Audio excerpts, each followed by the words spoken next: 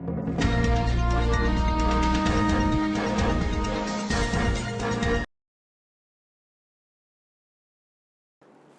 pelajar di Kabupaten Mamasa, Sulawesi Barat nekat bergantung di tali jembatan rusak saat menyeberangi sungai. Aksi para pelajar bertaruh nyawa ini viral di media sosial. Jembatan gantung yang diseberangi para pelajar ini dalam kondisi rusak parah.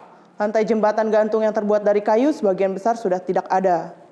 Lokasi pelajar bergantungan di tali jembatan itu diketahui berada di wilayah pedalaman di Desa Pamoseang, Kecamatan Mambi, Kabupaten Mamasa.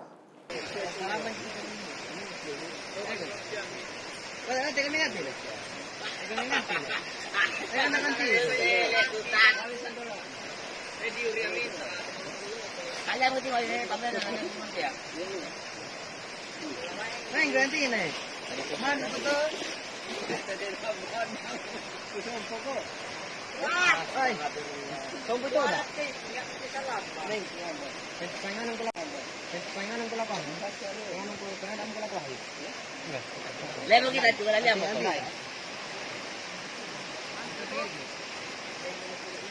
Tadi mau ada di benda kamu ini tapi sendiri.